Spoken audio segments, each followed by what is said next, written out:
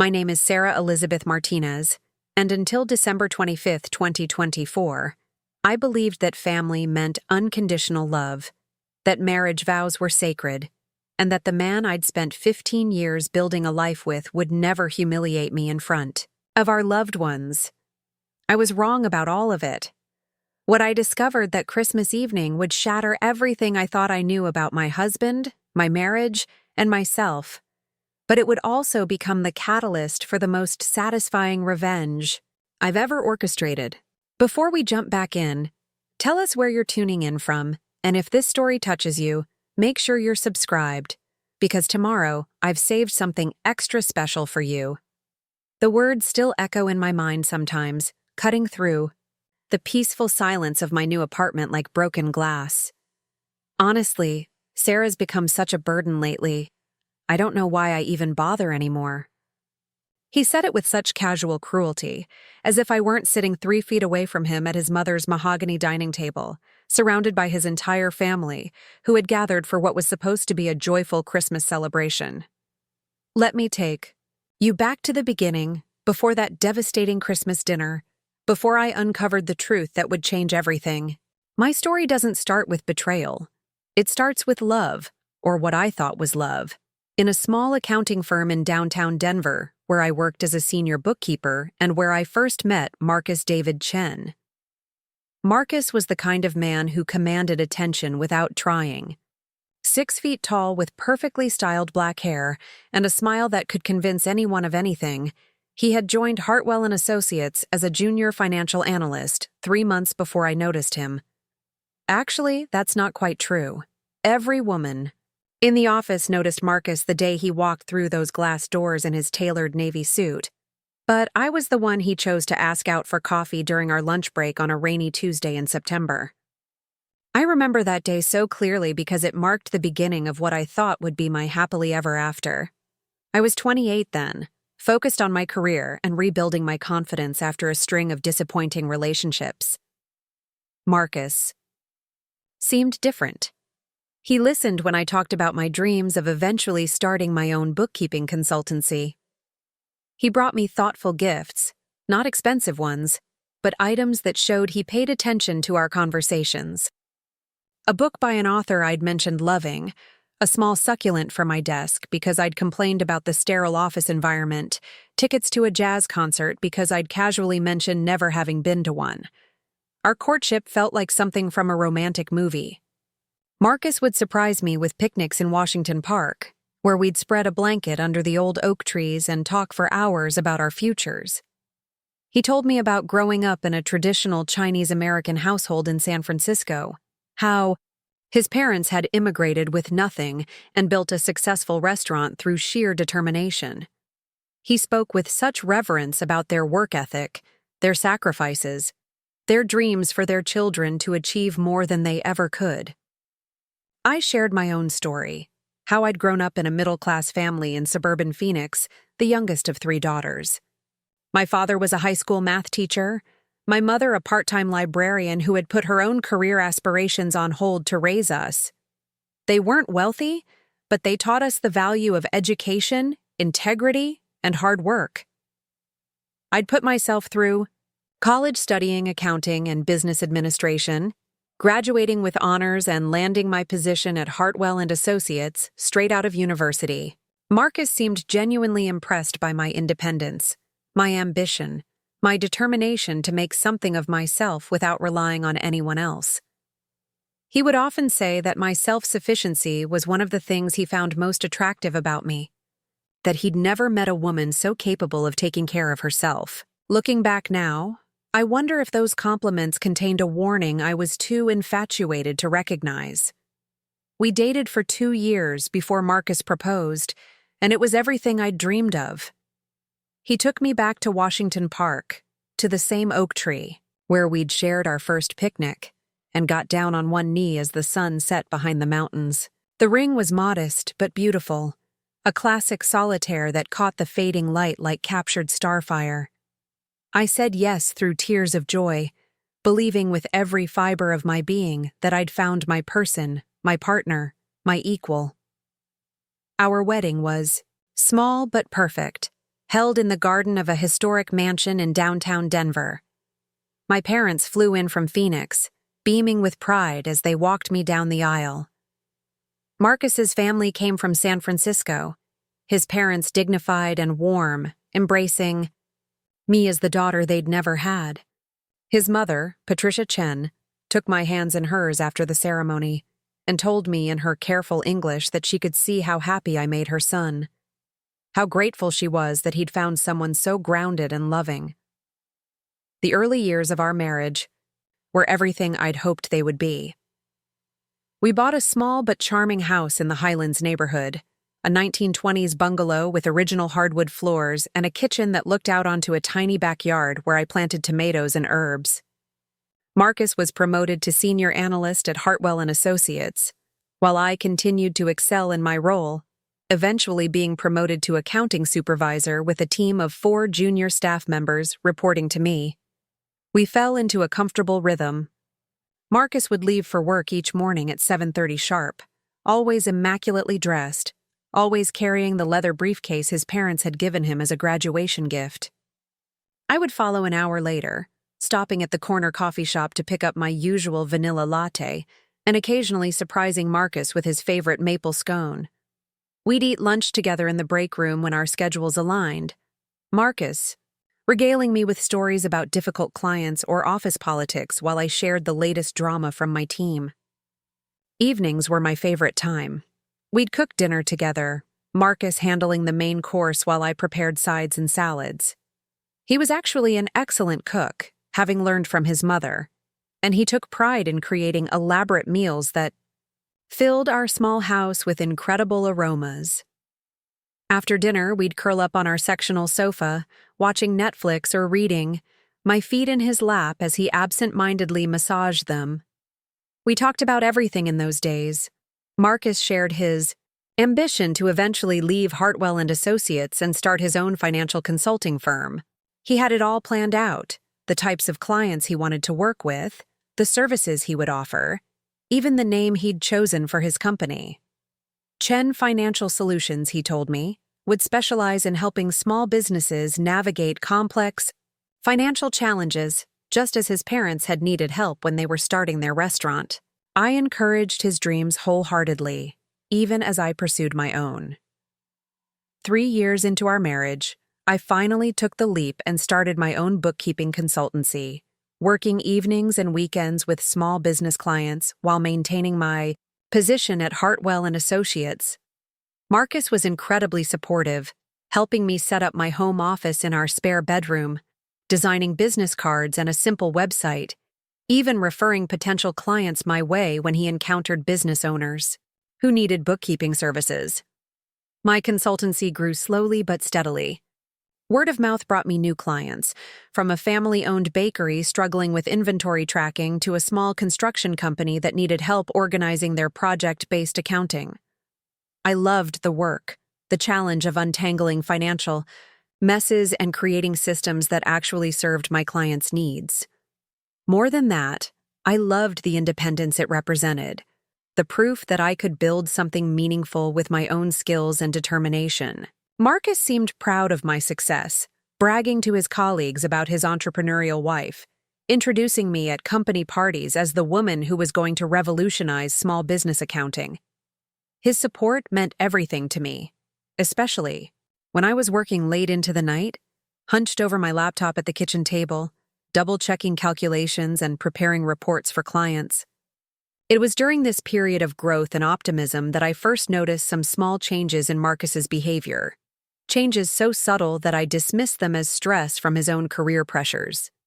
He began working later hours, often not returning home until well after 8 in the evening.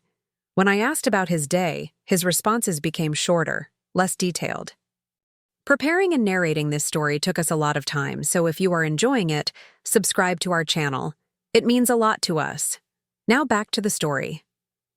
Instead of the animated stories about clients and colleagues that had once entertained me over dinner, I got non-committal grunts and vague references to busy schedules. Marcus also became more critical, though he framed it as helpful suggestions. He questioned my decision to take on certain clients, suggesting that some of them weren't worth my time, or that their businesses seemed unstable. When I mentioned expanding my services to include tax preparation, he expressed concern about the additional liability and complexity. His worries always sounded reasonable, grounded in genuine care for my well-being, so I found myself second-guessing decisions I would have made confidently just months earlier. The physical intimacy between us began to wane as well, so gradually that I didn't recognize it as a pattern until much later. Marcus would come to bed after I was already asleep, claiming he needed to finish work or catch up on industry news. When I tried to initiate romance, he often seemed distracted, going through the motions without the passion and connection that had once defined our relationship. I told myself it was normal, that all marriages went through phases, that the stress of our respective careers was simply taking its toll. Money became a source of tension for the first time in our marriage. Marcus had always managed our finances, and I'd been content to let him handle the bills and investments while I focused on growing my business. But as my consultancy income increased, I began asking questions about our savings, our retirement planning, our long-term financial goals. Marcus became evasive, assuring me that everything was under control while providing fewer and fewer concrete details about our financial picture. When I suggested that we should meet with a financial advisor to discuss our goals more formally, Marcus bristled. He reminded me that he was a financial professional, that his expertise far exceeded that of any advisor we might hire. He pointed out that his careful management had allowed us to maintain our comfortable lifestyle while I built my business, and that questioning his decisions showed a lack of trust in his abilities. I backed down, not wanting to damage his pride or create unnecessary conflict in our marriage. The changes accelerated in the months leading up to that fateful Christmas. Marcus's late nights became more frequent, and he began traveling for work, something that had rarely happened in his previous role. When I asked about these trips, he explained that Hartwell Associates was expanding their services to include more complex financial consulting, requiring him to visit clients in other cities. It made sense, and I tried to be supportive, even as I missed the companionship we'd once shared. His mood became increasingly unpredictable. Some days he would be the charming, attentive man I'd fallen in love with, bringing me flowers for no reason and suggesting spontaneous dinner dates at our favorite restaurants. Other days he seemed almost resentful of my presence, snapping at me for minor infractions like leaving dishes in the sink or forgetting to pick up his dry cleaning. When I tried to address these mood swings, he accused me of being overly sensitive, of reading too much into normal stress responses. The criticism became more pointed and more frequent. Marcus began questioning not just my business decisions, but my appearance, my social skills, my relationships with friends and family.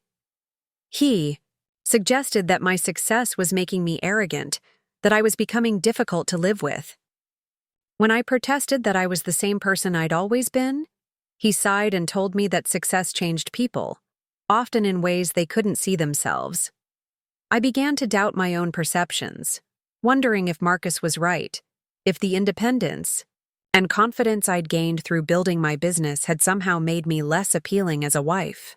I found myself apologizing more frequently, trying harder to accommodate his moods and preferences, walking on eggshells to avoid triggering his irritation. The woman who had once boldly started her own business began second-guessing every decision, every word, every action. The isolation was perhaps the most insidious change.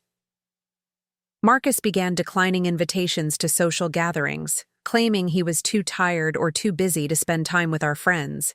When I wanted to attend events alone, he would express hurt that I preferred other people's company to his, making me feel guilty for maintaining friendships that had sustained me for years. Gradually, our social circle shrank, and I found myself more dependent on Marcus for companionship and validation. My relationship with my family also suffered. Marcus had always been polite to my parents and sisters, but he began expressing frustration with their frequent phone calls and visits. He pointed out that my family was overly involved in our lives, that healthy marriages required boundaries and independence from in-laws. When my mother called to check in, or my sisters invited us to family gatherings, Marcus would sigh heavily and make comments about feeling obligated to participate in activities he didn't enjoy. I started declining family invitations or cutting phone calls short to avoid Marcus's disapproval. My mother noticed the change and asked if everything was all right in my marriage, but I assured her that we were simply busy with work and adjusting to new responsibilities. I believed it myself, convinced that every marriage required sacrifice and compromise, that the perfect partnership I'd once enjoyed with Marcus was unrealistic and immature. Looking back, I can see how carefully Marcus orchestrated my isolation, how systematically he undermined my confidence and independence. But at the time, each change seemed small and reasonable. Each criticism felt like constructive feedback from someone who loved me and wanted me to be my best self. I told myself that marriage required growth and adaptation, that the challenges we were facing would ultimately make us stronger. The first concrete sign that something was seriously wrong came in November, just a month before that devastating Christmas dinner. I had been working late in my home office when I decided to surprise Marcus with his favorite Chinese takeout from Golden Dragon, the restaurant where we'd had our first official date. He had texted earlier saying he would be working late again, so I thought I'd drive to Hartwell Associates and bring him dinner. I pulled into the parking lot of his office building at nearly 9 in the evening, expecting to see Marcus's Honda Accord in its usual spot. The lot was completely empty except for a security guard's vehicle. Confused, I called Marcus's cell phone, but it went straight to voicemail. I sat in my car for nearly 30 minutes, wondering if he'd gone to a different location for work or if there had been a change of plans he'd forgotten to mention. When Marcus finally came home at nearly 11 that night, I asked him about the empty office building. His explanation was smooth and immediate. He told me that the client meeting had been moved to a restaurant downtown, that his phone had died during dinner, and that the discussion had run much later than expected. He seemed genuinely grateful for my thoughtfulness in bringing him food, kissing me warmly and apologizing for missing my surprise. I wanted to believe him, needed to believe him, so I pushed down the nagging feeling that something didn't add up about his story. But the seed of doubt had been planted, and I found myself paying closer attention to the details of Marcus's explanations, looking for inconsistencies that might reveal a larger truth I wasn't ready to confront. The second incident happened just a week later. Marcus had left his laptop open on the kitchen counter while he showered, something he never did because he was usually very protective of his work computer. I wasn't intentionally snooping, but as I walked past to get coffee, I noticed an email notification pop up on the screen. The preview showed a message from someone named Jessica with the subject line, "Looking forward to tonight." My heart started racing as I stared at that notification, my mind immediately jumping to the worst possible explanation. But before I could process what I was seeing or decide how to respond, I heard the shower turn off upstairs. I quickly moved away from the laptop, busying myself with loading the dishwasher, trying to act normal when Marcus came downstairs in his bathrobe, his hair still damp from the shower. He closed the laptop immediately, casually but deliberately, and I didn't have the courage to ask about the email. Instead, I spent the rest of the day agonizing over what it might mean, telling myself that Jessica could be a colleague, a client, anyone with a perfectly innocent reason to be looking forward to a business meeting. I convinced myself that my suspicious mind was the problem, that the stress of growing my business and maintaining our household was making me paranoid and jealous. But the signs continued to accumulate, each one small enough to dismiss individually, but collectively painting a picture I was desperately trying not to see. Marcus began receiving phone calls that he would take in private, stepping outside or into his car to conduct conversations he claimed were sensitive client discussions. His wardrobe improved dramatically, with new shirts and ties appearing in his closet, purchases he claimed were necessary for his elevated role at the firm. He also became more secretive about his phone, keeping it face down during meals and taking it with him even when he went to the bathroom. When I playfully tried to look at something on his phone one evening, he pulled it away and told me that client confidentiality prevented him from allowing anyone else to access his work communications. It sounded reasonable, professional even, but the way he clutched the device suggested something beyond professional courtesy. The most troubling change was in how Marcus spoke about money and our future together. He began expressing doubt about my business, suggesting that the time I spent on my consultancy was taking away from our marriage and our ability to enjoy our success together. He proposed that I should consider scaling back my client load, focusing on the most profitable accounts while spending more time on our relationship and our home. When I pointed out that my business was finally generating significant income and that I was passionate about the work I was doing, Marcus frowned and told me that money wasn't everything, that our marriage should be my priority. He suggested that his success at Hartwell Associates was sufficient to support our lifestyle, that my additional income was nice but not necessary. The implication was clear. I should be grateful for his financial support and stop pursuing my own ambitions so aggressively. I found his attitude confusing and hurtful. The Marcus I'd married had celebrated my independence and encouraged my entrepreneurial dreams. This version of my husband seemed threatened by my success, resentful of the time and energy I devoted to building something of my own. I tried to discuss his concerns openly, asking if he felt neglected or if there were specific ways I could better balance my business and our marriage. His response was to accuse me of being defensive, of prioritizing my clients over my husband, of becoming so focused on proving my worth through work that I was losing sight of what really mattered. He told me that successful marriages required sacrifice, that one partner couldn't be completely selfish in pursuing their goals. The conversation left me feeling confused and guilty, wondering if my drive for independence was indeed damaging the foundation of our relationship. As November turned to December, Marcus's behavior became even more erratic. He would be affectionate and attentive one day, bringing me coffee in bed and suggesting romantic weekend getaways, then cold and critical the next, finding fault with everything from my cooking to my choice of television shows. I felt like I was living with a stranger who occasionally resembled the man I'd married, never knowing which version of Marcus would greet me when he came home from work. The financial discussions became more frequent and more pointed. Marcus began pressuring me to consolidate our accounts, to give him complete control over both our salaries and my business income. He argued that his expertise in financial management made him better qualified to handle our money, that having separate accounts was causing unnecessary complications in our financial planning. When I hesitated, he accused me of not trusting him, of treating him like a stranger rather than a husband. I agreed to merge some of our accounts, but I maintained a separate business account for my consultancy, telling Marcus that it was necessary for tax purposes and client payments. He accepted this explanation reluctantly, but I could see his frustration with my continued independence.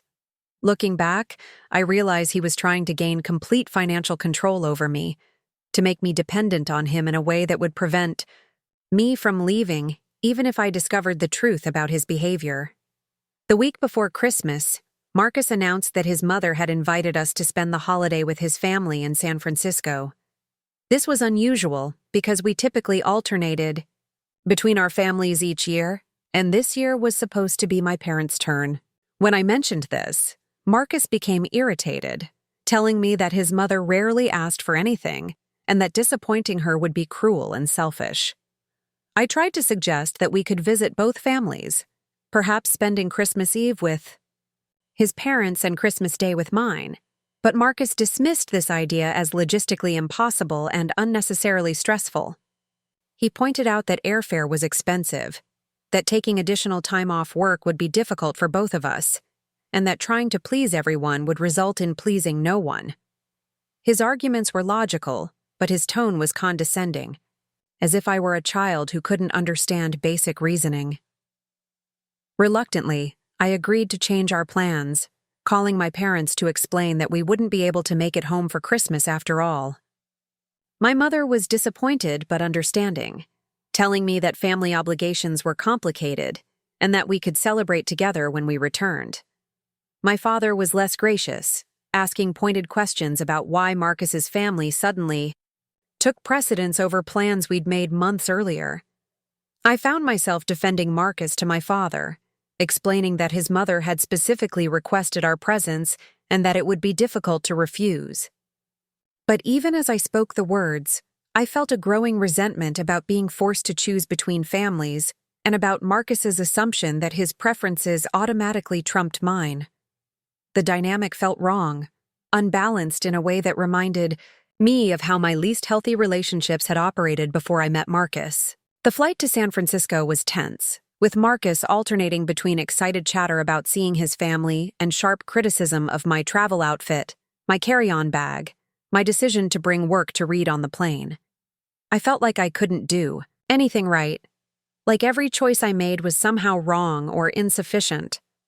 By the time we landed, I was exhausted and anxious, dreading what was supposed to be a joyful family celebration.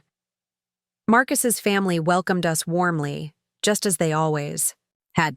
His parents seemed genuinely happy to see us, and his younger sister, Linda, who was visiting from her job in Seattle, greeted me with enthusiasm and genuine affection. For a few hours, I was able to relax and enjoy the familiar comfort of their hospitality, helping Patricia prepare Christmas dinner and listening to stories about Linda's new promotion at her marketing firm. But I noticed that Marcus seemed different around his family, more animated and charming than he'd been with me in months. He was the perfect son, attentive to his mother, respectful to his father, playfully teasing his sister in a way that showed genuine affection. Watching him interact with them, I caught glimpses of the man I'd fallen in love with, the warmth and humor that had first attracted me to him. The contrast was jarring and painful. If Marcus could still be kind and engaging with his family, why had he become so critical and distant with me? What had I done to deserve the cold treatment that had become our normal dynamic? I found myself studying his behavior, trying to understand when and why he'd stopped showing me the same consideration he gave to everyone else. Christmas Eve dinner was elaborate and delicious, with Patricia having prepared all of Marcus's favorite dishes from his childhood. We sat around their formal dining table, sharing stories and laughing at Linda's impersonation of her demanding boss. For a while, it felt like the kind of family celebration I'd always imagined having, warm and inclusive, and filled with genuine affection. But as the evening wore on, I began to notice subtle changes in Marcus's demeanor toward me. When I told a story about one of my clients, he interrupted to correct a detail that didn't actually matter to the story. When I complimented Patricia's cooking, he added his own comments that somehow diminished mine. When I offered to help clear the table, he suggested that I should rest since I'd been working so hard lately, but his tone made it sound like criticism rather than consideration. The comments were small and could have been innocent, but they created a pattern that made me feel diminished and unwelcome. I found myself speaking less, smiling more, trying to avoid saying anything that might trigger Marcus's corrections or criticisms. His family didn't seem to notice the dynamic, but I felt increasingly isolated even in the midst of their warmth and inclusion. That night, lying in the guest room bed beside Marcus, I stared at the ceiling and wondered what had happened to my marriage, to the partnership I'd thought we were building together. The man sleeping beside me felt like a stranger, someone who looked like my husband, but treated me with a casual disregard that cut deeper than any overt hostility would have. I tried to tell myself that the stress of work and travel was affecting both of us, that we simply needed to get through the holidays and then focus on reconnecting when we returned home. But deep down, I knew that something fundamental had shifted in our relationship, something that couldn't be fixed with a romantic dinner or a heartfelt conversation. The foundation of trust and mutual respect that had supported our marriage was cracking, and I was no longer sure it could be repaired. Christmas morning dawned clear and cold, with frost covering the windows of the Chen family home. I woke early, unable to sleep, and made my way quietly to the kitchen to make coffee. Patricia was already there, dressed in her quilted robe, preparing ingredients for the elaborate Christmas brunch she'd planned. She smiled when she saw me and gestured for me to sit at the kitchen island while she worked.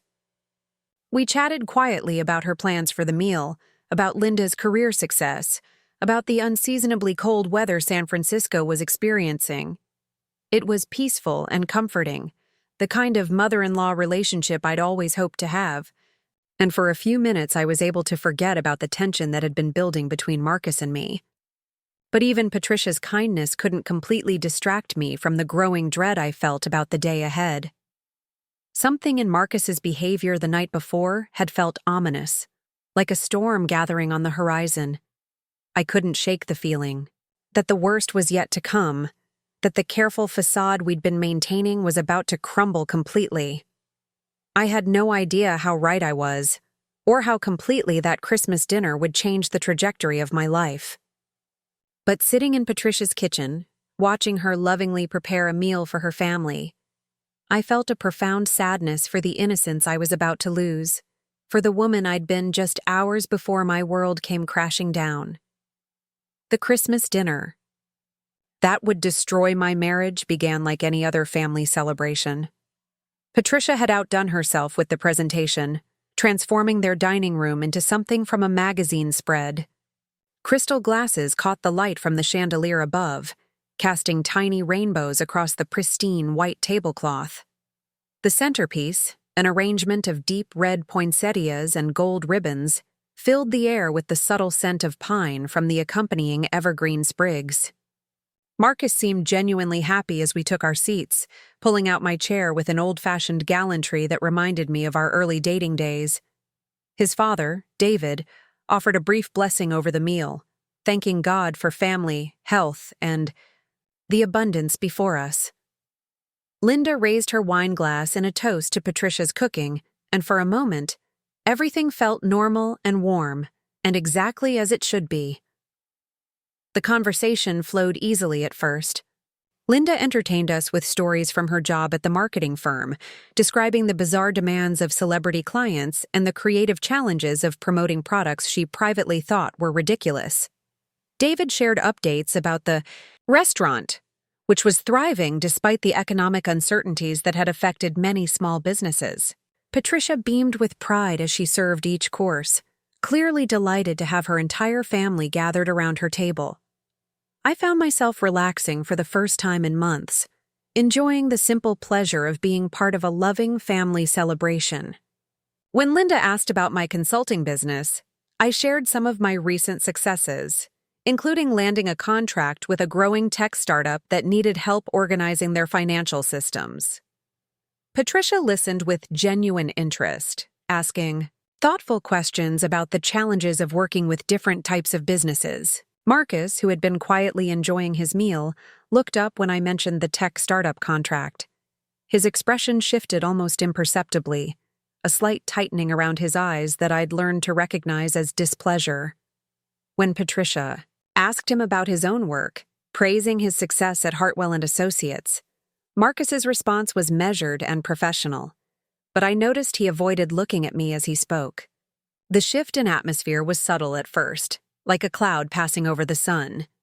Marcus began making small comments about my stories, nothing overtly critical, but corrections and clarifications that gradually undermined my contributions to the conversation. When I mentioned helping a client identify cost savings that improved their quarterly profits by 15%, Marcus pointed out that 15% wasn't particularly impressive in the current market.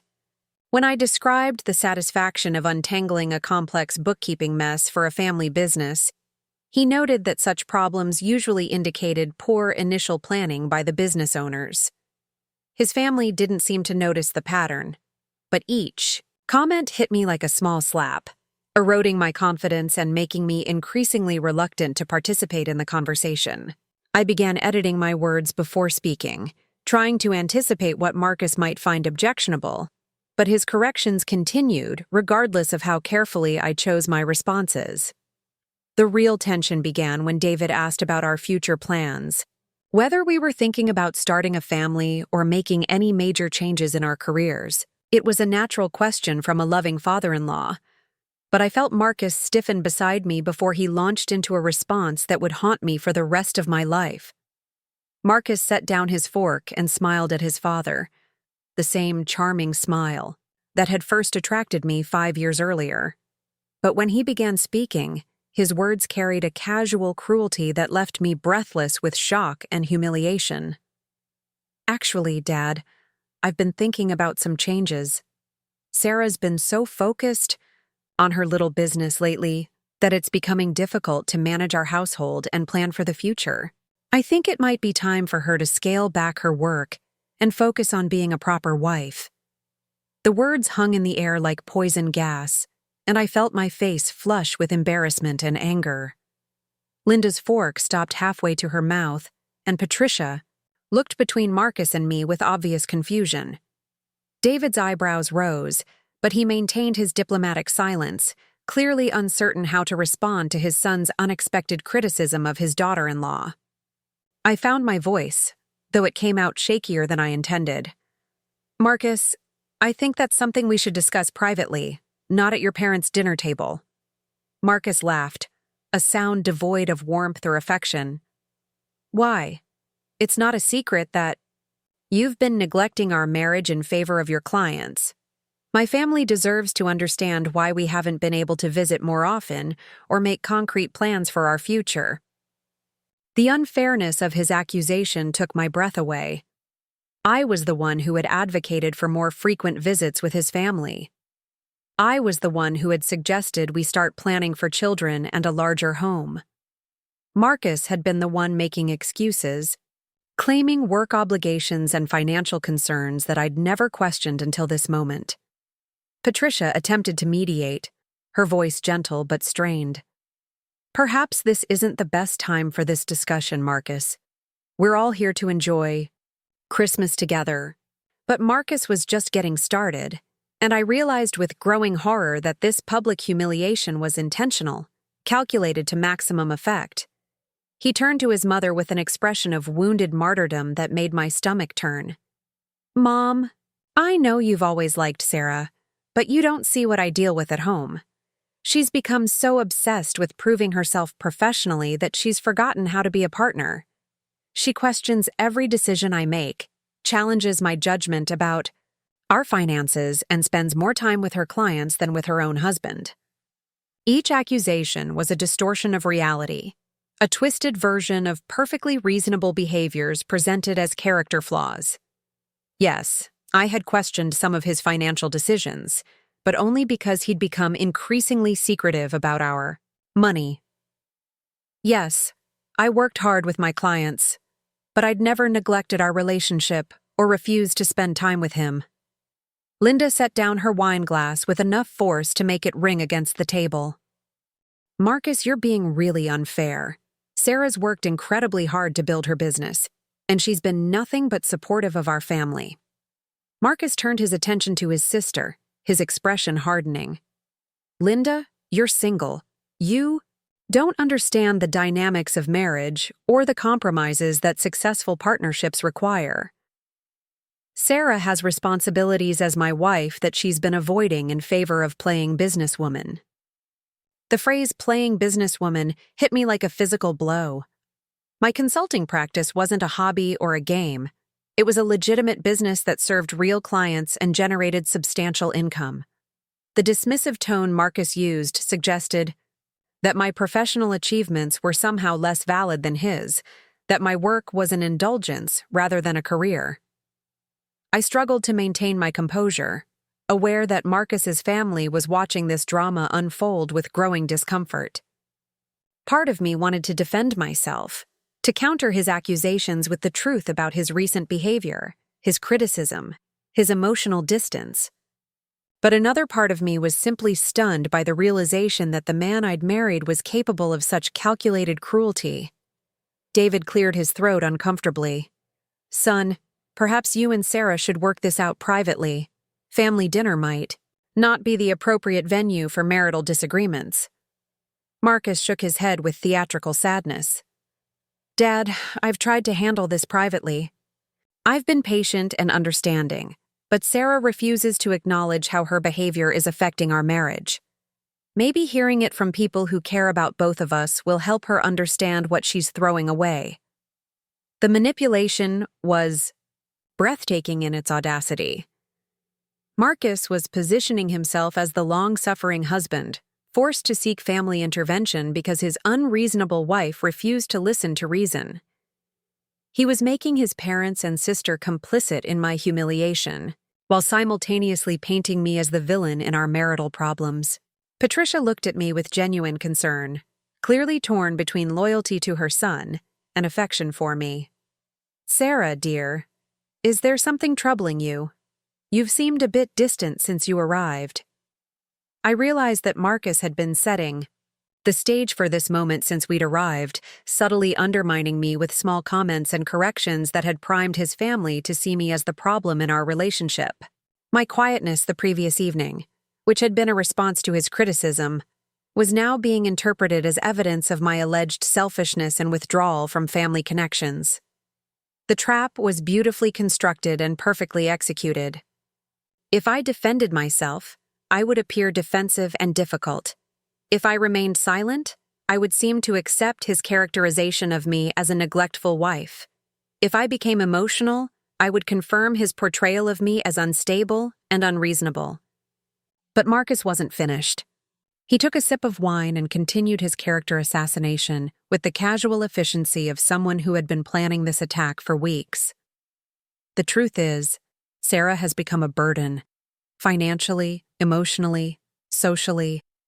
She drains my energy, with her constant need for validation about her business decisions. She embarrasses me at work functions with her inappropriate questions about other people's finances. She's turned into someone I barely recognize, someone I'm not sure I want to be married to anymore." The word burden landed like a knife between my ribs. A burden. That's how the man I'd loved and supported and built a life with saw me.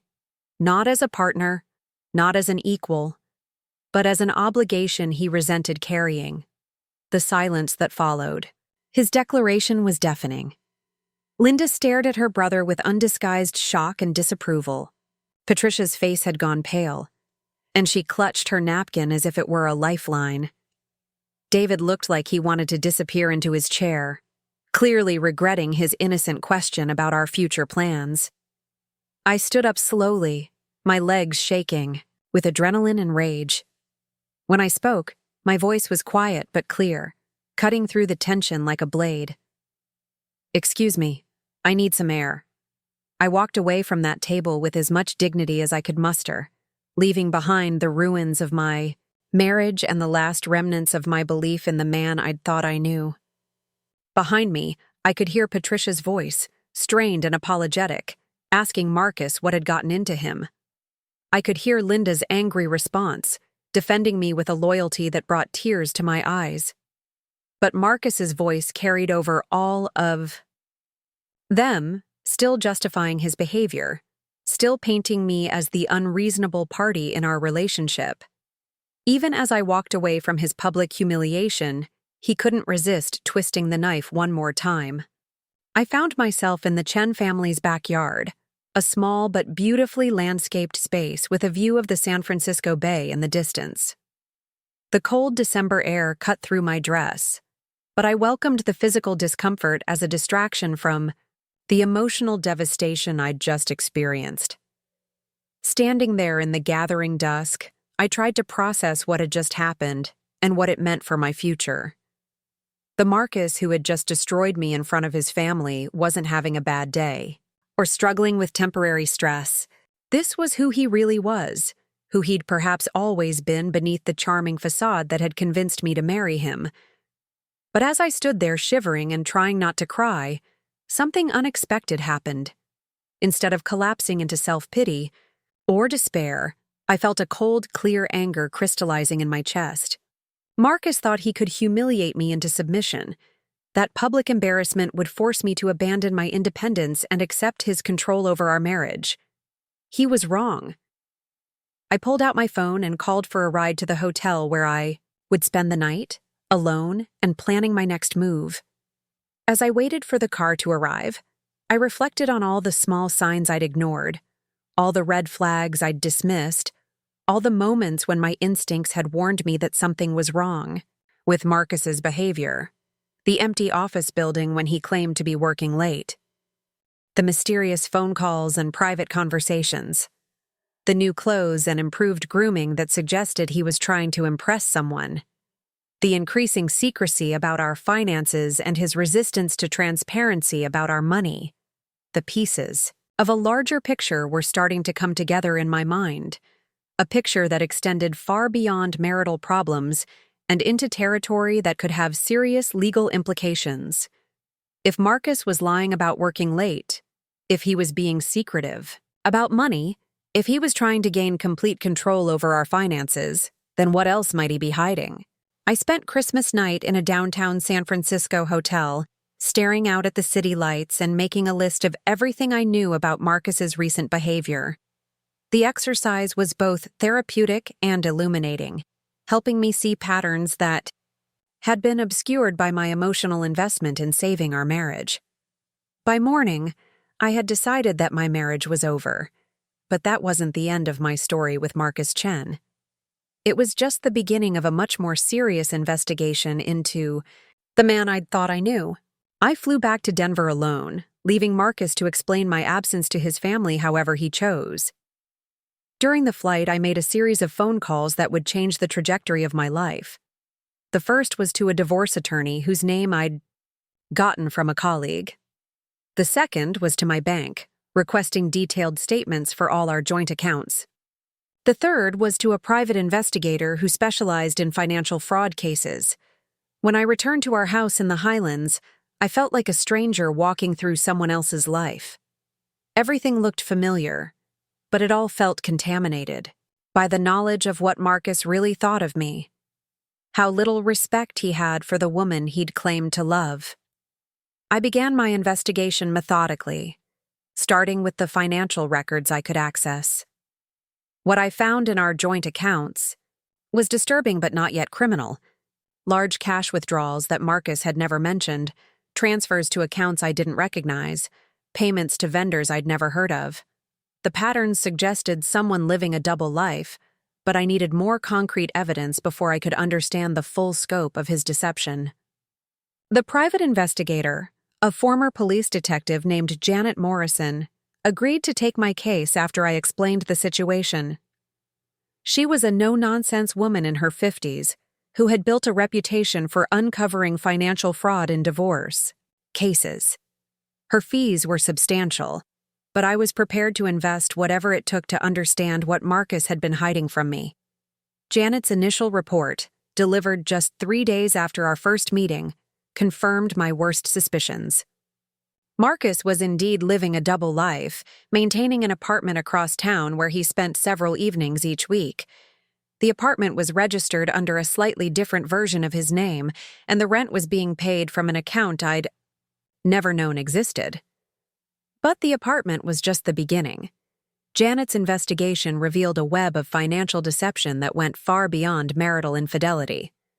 Marcus had been systematically embezzling money from Hartwell Associates for at least 18 months, using his position as a senior analyst to redirect client payments into accounts he controlled. The embezzlement scheme was sophisticated and carefully planned.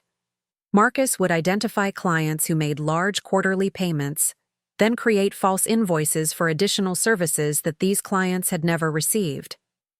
The payments for these fictitious services were directed to accounts Marcus had opened using slightly altered business names that would appear legitimate to casual inspection. The amounts were significant, but not large enough to trigger immediate attention from the firm's accounting department. Marcus was stealing between $15,000 and $20,000 per month, money that funded his secret apartment, his improved wardrobe, and what Janet discovered was an elaborate courtship of a woman named Jessica Torres, who worked at a competing financial services firm. Jessica, it turned out, believed that Marcus was a successful independent consultant who was in the process of divorcing his wife. He had been spending lavishly on her, taking her to expensive restaurants and weekend getaways, buying her jewelry and designer clothing, all funded by money stolen from his employer and hidden from me. The scope of Marcus's deception was breathtaking. He wasn't just cheating on our marriage. He was committing felony theft to fund his affair while simultaneously attempting to gain control of my income and assets. The man who had called me a burden was stealing money to support another woman while planning to leave me financially vulnerable and emotionally destroyed. Janet's report included photographs of Marcus and Jessica together, financial records, documenting the embezzlement, and copies of romantic text messages that revealed the depth of their relationship. The evidence was comprehensive and damning, more than sufficient to support both divorce proceedings and criminal charges. But I wasn't ready to act immediately. I needed to understand the full extent of Marcus's criminal activity and ensure that I had every piece of evidence necessary to protect myself and seek justice for what he'd done to me and his employer. I hired a forensic accountant to analyze the financial records Janet had uncovered, looking for additional evidence of embezzlement and hidden assets. The accountant, a meticulous woman named Dr. Elizabeth Warren, found even more evidence of Marcus's criminal activity, including forged documents and false expense reports that had netted him an additional $30,000 over the past year. The total amount of Marcus's theft exceeded $200,000, a sum that qualified as grand theft under Colorado law and carried potential prison sentences of several years. But Dr. Warren also discovered something that made Marcus's crimes even more serious. He had been using client information from Hartwell Associates to commit identity theft, opening credit accounts in the names of elderly clients and using their personal information to secure additional funding for his double life. The identity theft charges would be federal crimes, exponentially more serious than simple embezzlement. Marcus wasn't just stealing from his employer. He was victimizing vulnerable clients who trusted the firm with their most sensitive financial information. Armed with this evidence, I felt a sense of power I hadn't experienced since that devastating Christmas dinner. Marcus thought he had destroyed me with his public humiliation, that he could control and manipulate me into accepting whatever scraps of respect he chose to offer. Instead, he had given me the motivation to uncover crimes that would send him to federal prison for decades. I waited until Marcus returned from San Francisco, letting him believe that his psychological warfare had been successful. When he walked into our house 3 days after Christmas, he found me in the kitchen, calmly preparing dinner as if nothing significant had happened between us. Marcus seemed surprised by my apparent composure, clearly expecting to find me broken and ready to accept his demands for changes in our marriage. Instead, I greeted him pleasantly and asked about his flight, playing the role of the dutiful wife, while secretly recording our conversation on my phone.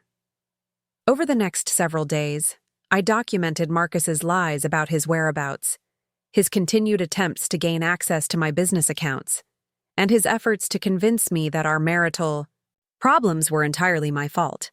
Every interaction provided additional evidence of his character and his ongoing deception. I also began making copies of every document in our house, scanning financial records, tax returns, insurance policies, and personal correspondence. I was building a comprehensive case that would protect me in divorce proceedings while providing prosecutors with everything they needed to pursue criminal charges against Marcus. The most satisfying moment came when Marcus attempted to gaslight me about the Christmas dinner confrontation. He claimed that I had misunderstood his comments, that his family had been concerned about my obvious stress and unhappiness, and that his suggestions about scaling back my business had been motivated by love and concern for my well-being. I listened to his revised version of events with what I hoped appeared to be receptive attention, nodding and asking clarifying questions that encouraged him to elaborate on his lies. Every word he spoke was being recorded, creating a permanent record of his attempts to manipulate and deceive me even after his public humiliation. But I was also gathering evidence for a more immediate and personally satisfying form of justice. Marcus's boss at Hartwell Associates was a man named Robert Sterling, someone I'd met at company functions and holiday parties over the years. Robert was known for his integrity and his fierce protection of both his employees and his clients. He would not take kindly to learning that one of his senior analysts had been stealing from the firm and victimizing clients. I spent several days crafting the perfect approach to Robert, knowing that I would only get one chance to present my evidence effectively.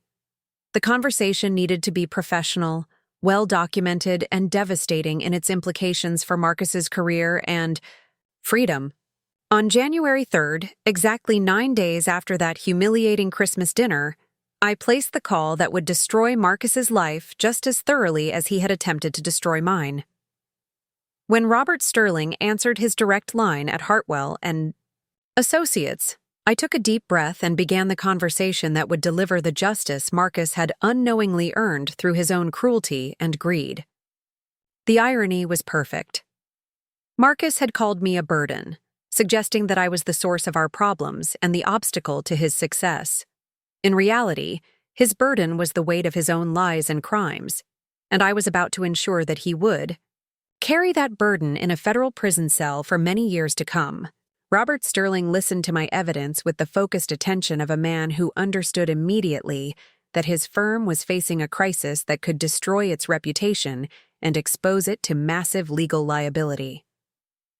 By the end of our conversation, he had agreed to meet with me that afternoon to review the documentation I'd gathered and coordinate with law enforcement agencies to investigate Marcus's crimes.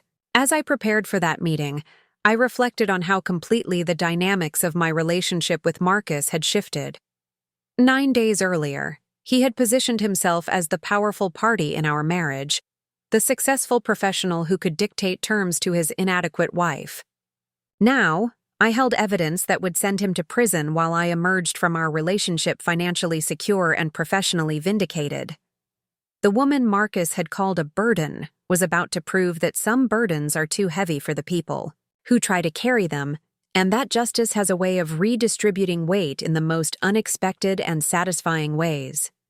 Robert Sterling's office occupied the corner of the 32nd floor of the Wells Fargo Center, with floor-to-ceiling windows, offering a panoramic view of downtown Denver and the Rocky Mountains beyond. I had been in this office before, at company holiday parties and retirement celebrations, but never under circumstances like these. The mahogany desk that had once seemed imposing now felt like a battlefield where I would finally claim victory over the man who had tried to destroy me. Robert himself was exactly as I remembered him, mid-50s, silver-haired, with the kind of quiet authority that comes from 3 decades of building and protecting a successful business. He stood when his secretary showed me in, extending his hand with the professional courtesy that had made Hartwell Associates one of Denver's most respected financial firms. "Sarah, thank you for coming in on such short notice. Please have a seat." His voice was measured, but I could see the tension in his eyes. Our phone conversation had given him enough information to understand that his firm was facing a serious crisis, but he hadn't yet grasped the full scope of what Marcus had done. I settled into the leather chair across from his desk and opened the briefcase I'd purchased specifically for this meeting. Inside were neatly organized folders containing every piece of evidence Janet Morrison and Dr. Elizabeth Warren had gathered over the past week. Bank statements, forged invoices, photographs, email printouts, financial analyses, everything needed to prove that Marcus Chen was not just an unfaithful husband, but a criminal who had been systematically robbing his employer and victimizing innocent clients. "Robert, what I'm about to show you is going to be difficult to hear, but I need you to understand that everything is thoroughly documented and verified. Marcus has been embezzling from Hartwell Associates for at least 18 months, and the scope of his criminal activity extends far beyond simple theft." I began with the financial records, walking Robert through the false invoices Marcus had created and the shell accounts he'd used to redirect client payments. Robert's expression grew increasingly grim as he studied the documents, occasionally asking for clarification or requesting additional details. His business mind quickly grasped the sophistication of the scheme and the potential damage to his firm's reputation. "These clients," he said, pointing to names on several invoices, "they've never complained about unauthorized charges. How did Marcus convince them they owed money for services they didn't receive? I slid another folder across his desk. He targeted elderly clients and those with complex financial situations who were less likely to scrutinize their bills carefully. In some cases, he made the charges small enough to avoid attention. In others, he convinced clients that the services were routine maintenance fees or regulatory compliance costs. Robert's face was pale as he absorbed the implications. If this becomes public, the damage to our reputation could be catastrophic. Our clients trust us with their most sensitive financial information, and Marcus has violated that trust in the worst possible way. But I wasn't finished. The embezzlement was serious, but the identity theft charges would be what ultimately destroyed Marcus's life. I opened the third folder, revealing copies of credit applications and loan documents that Marcus had filed using client information stolen from Hartwell Associates' database. Robert, the embezzlement is just the beginning. Marcus has been using client social security numbers and personal information to open credit accounts and secure loans. This isn't just theft from your firm. It's federal identity theft that's directly harmed your clients. The color drained completely from Robert's face as he studied the evidence.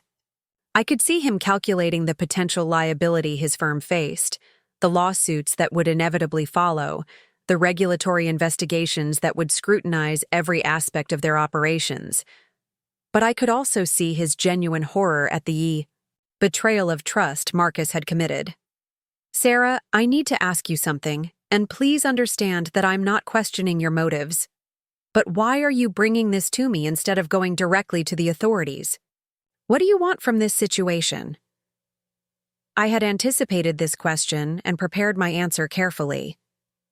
Robert, I want justice for what Marcus has done to your firm and your clients.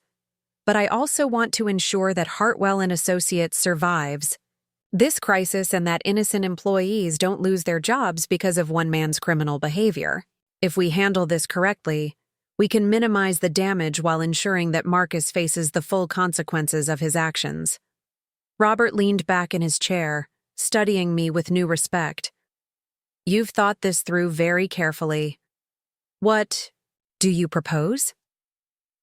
I outlined the plan I'd developed with Janet Morrison's help.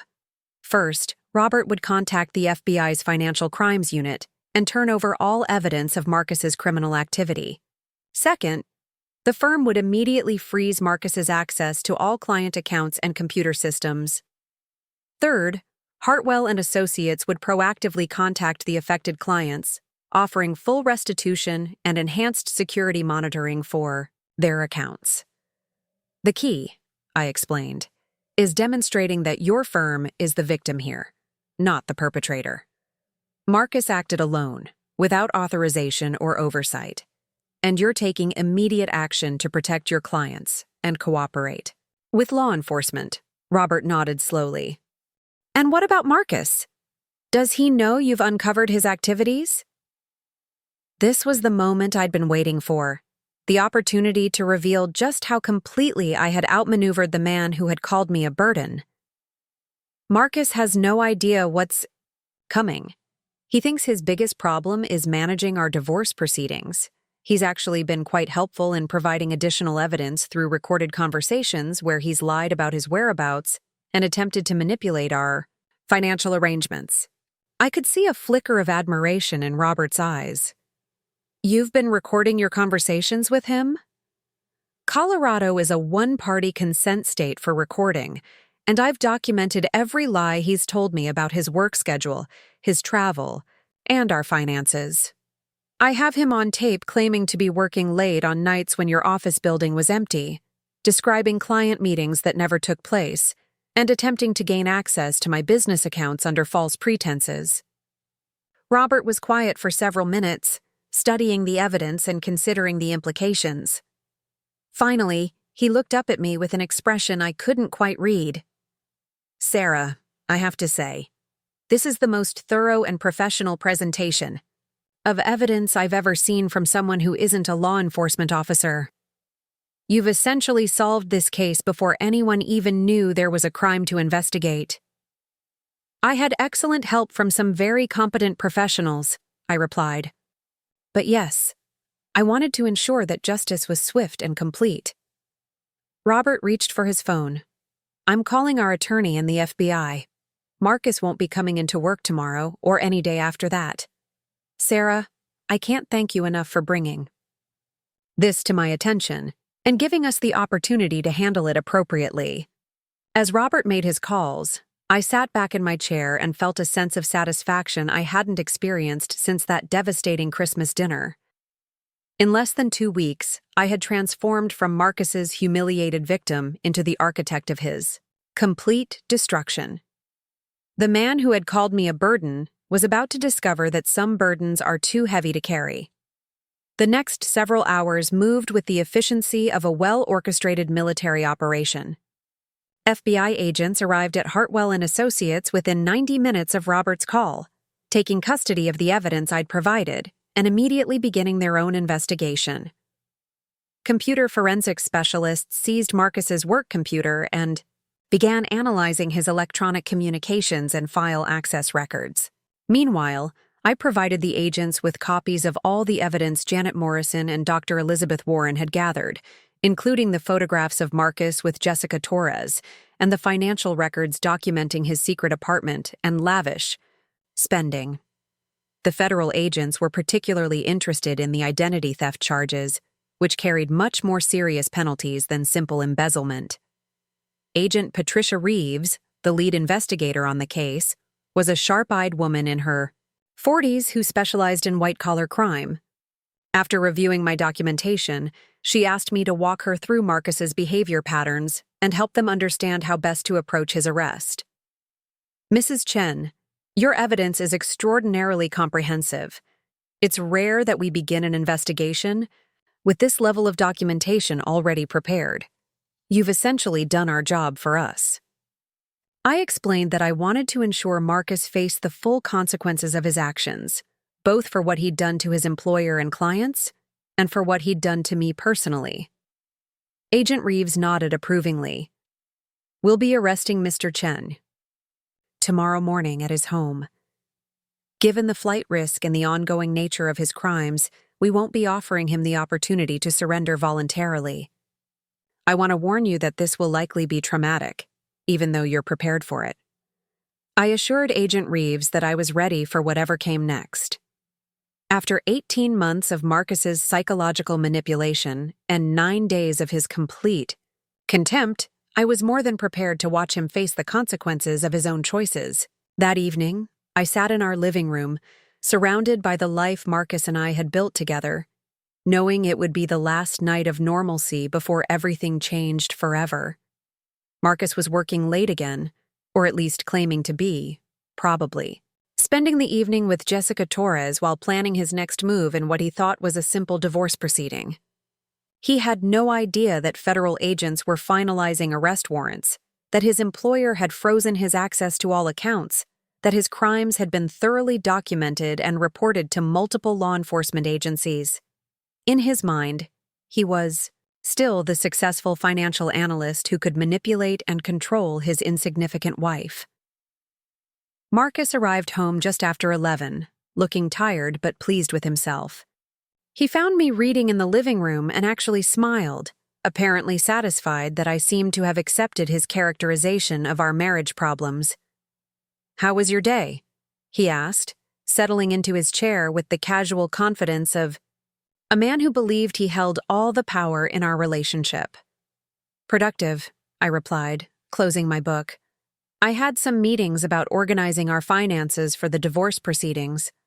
I think you'll be pleased with how cooperative I'm planning to be." Marcus's smile widened. "That's good to hear, Sarah. I know this transition is difficult, but I think we can handle it maturely and fairly." The hypocrisy was breathtaking. The man who had stolen over $200,000 from his employer and spent it on another woman was lecturing me about handling things fairly, but I simply nodded and told him I was going to bed early.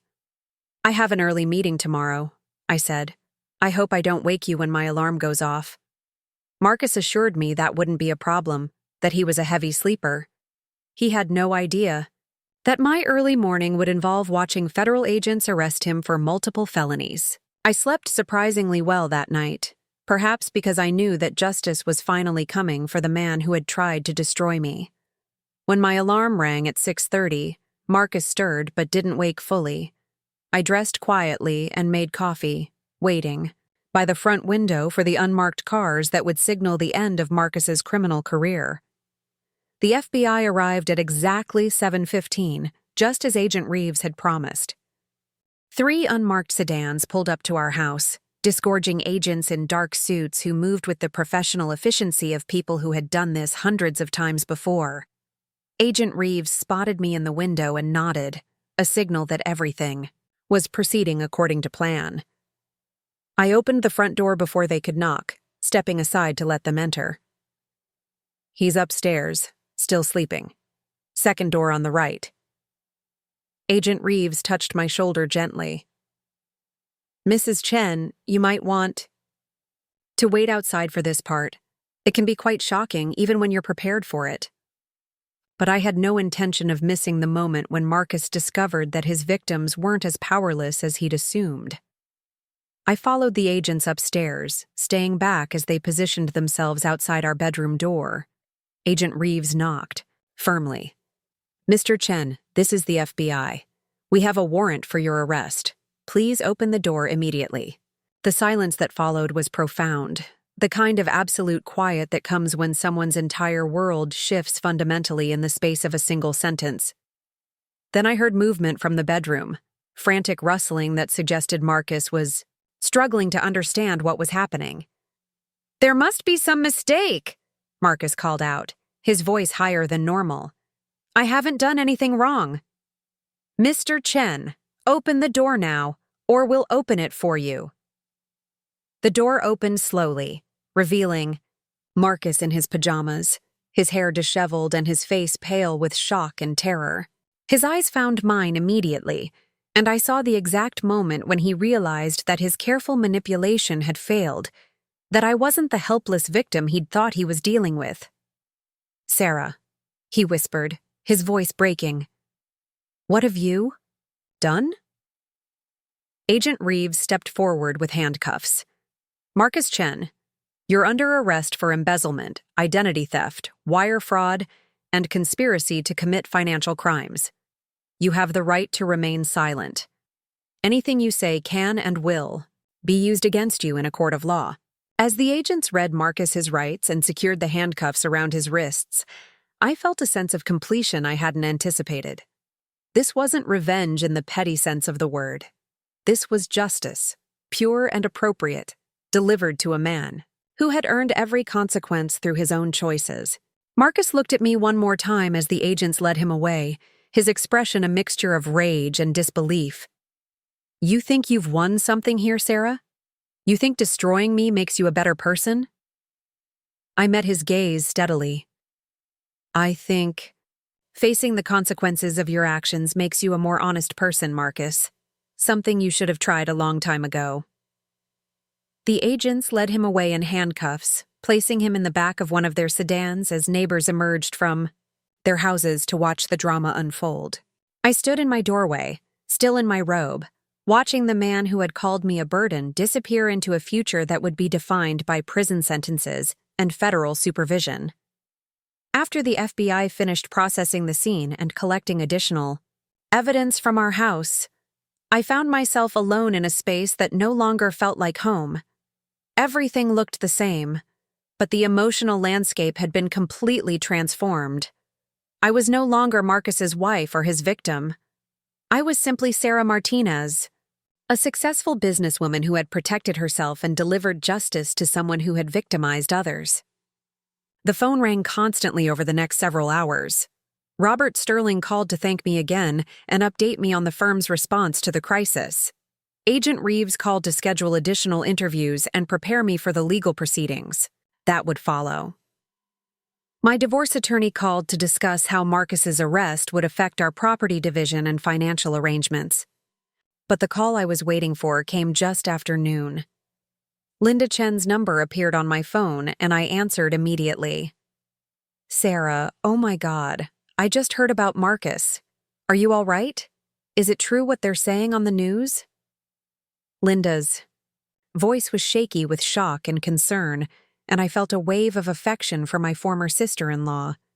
She had defended me at that Christmas dinner, and she deserved to understand what had really been happening in her brother's life. Linda, it's true. Marcus has been stealing money from his company and using client information to commit identity theft. I discovered it after Christmas and turned the evidence over to the FBI. The silence on the other end of the line stretched for several seconds. Then Linda's voice came back, stronger and more determined. Sarah, I am so sorry for what he said at dinner, for what he did to you, for everything. I can't believe. I mean, I knew he was being awful to you, but I never imagined he was capable of this. I assured Linda that none of Marcus's crimes were her fault or her family's responsibility. Patricia and David Chen were good people who had raised their children with solid values. Marcus's choices as an adult were his own responsibility, not theirs. What's going to happen to him? Linda asked. I explained that Marcus would likely face federal charges carrying potential sentences of 15 to 20 years in prison. The identity theft charges alone would result in substantial prison time, and the embezzlement added additional years to any sentence he might receive. Good, Linda said firmly. I know that sounds harsh, but what he did to you, what he did to those clients who trusted him, he deserves whatever happens to him. Over the next several weeks, Marcus's case proceeded with the inevitable efficiency of the federal justice system. The evidence I'd provided was so comprehensive that his attorney immediately began negotiating a plea agreement, rather than risk a trial that would result in even harsher sentences. Jessica Torres, meanwhile, discovered that the man she'd thought was a successful consultant was actually a married embezzler who had funded their relationship with stolen money. According to Janet Morrison, who continued to monitor the situation, Jessica had terminated their relationship immediately and was cooperating with authorities to recover the stolen property Marcus had given her. The financial impact of Marcus's crimes extended far beyond his prison sentence. Hartwell Associates filed a civil lawsuit seeking restitution for the full amount of his theft, plus damages for the harm to their reputation and client relationships. The firm also terminated his employment and reported his crimes to professional licensing boards, ensuring he would never work in financial services again. My divorce from Marcus was finalized within 6 months, with the court awarding me the house, my business assets, and a significant portion of our joint property in recognition of Marcus's criminal behavior and financial deception. The settlement also included provisions requiring Marcus to pay substantial spousal support from any future earnings, though his federal conviction would make finding legitimate employment extremely difficult. Perhaps most satisfying was the impact on Marcus's professional reputation. News of his arrest and conviction spread quickly through Denver's financial community, destroying the career he had built through charm and manipulation. Former colleagues who had once respected his expertise now spoke of him as a cautionary tale about the dangers of unchecked ambition and moral compromise. The private investigator Janet Morrison had uncovered evidence that Marcus's criminal behavior extended back further than anyone had initially realized. Bank records showed suspicious patterns of financial activity dating back almost 3 years, suggesting that his embezzlement had begun long before I'd noticed any changes in his behavior toward me. This discovery was particularly vindication, because it proved that Marcus's criticism of my business and his attempts to control our finances had been motivated by his need to hide his own criminal activity.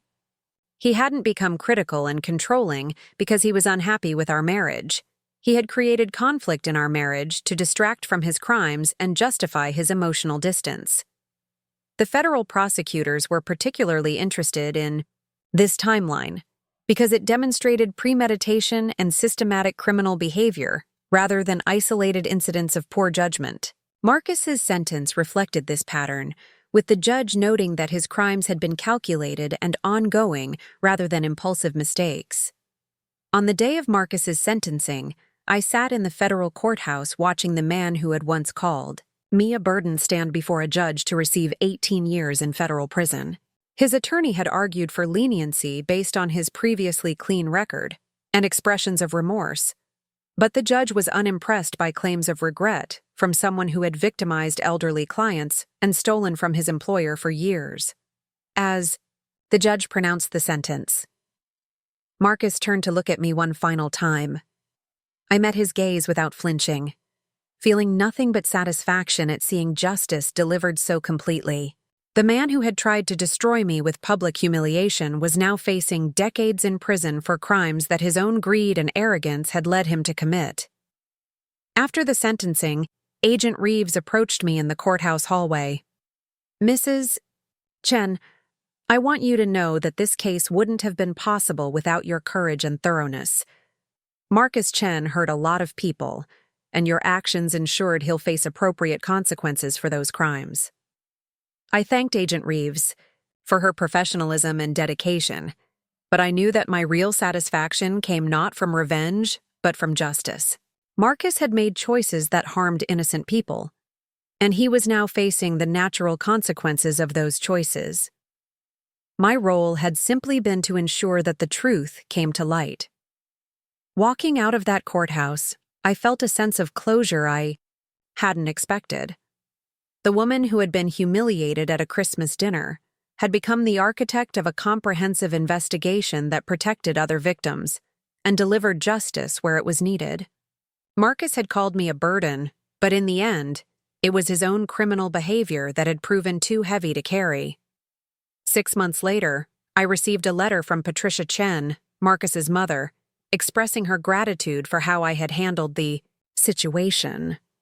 She wrote that while Marcus's crimes had devastated their family, she was grateful that I had ensured he faced consequences that might eventually lead to genuine redemption rather than continued criminal behavior. Patricia also apologized for not recognizing the warning signs of Marcus's treatment of me at that Christmas dinner. She wrote that she and David had discussed the evening many times since Marcus's arrest, realizing that his cruelty toward me had been a reflection of his own guilty conscience rather than legitimate marital concerns. Today, nearly 2 years after that devastating Christmas dinner, I run a successful consulting business with 12 employees and clients throughout the Rocky Mountain region. The confidence and independence that Marcus had tried to destroy through manipulation and public humiliation had actually been strengthened by the experience of uncovering his crimes and seeking justice. I never remarried, though I've had relationships with men who respect my independence and celebrate my success, rather than seeing it as a threat to their masculinity. The experience with Marcus taught me to recognize the warning signs of controlling behavior and to trust my instincts when something feels wrong in a relationship. Sometimes people ask me if I feel guilty about the severity of Marcus's sentence, if I think 18 years in federal prison was too harsh for financial crimes. My answer is always the same. Marcus chose to victimize innocent people for personal gain, and he chose to do it systematically over a period of years. The consequences he faces are the natural result of his own decisions, not something I imposed on him. The man who called me a burden at Christmas dinner discovered that his own burdens, the weight of his lies and crimes and cruelty, were ultimately too heavy for him to carry. Justice, it turns out, has its own sense of balance, and sometimes the people who try to destroy others end up destroying themselves instead. Up next, you've got 2 more standout stories right on your screen. If this one hit the mark, you won't want to pass these up. Just click and check them out.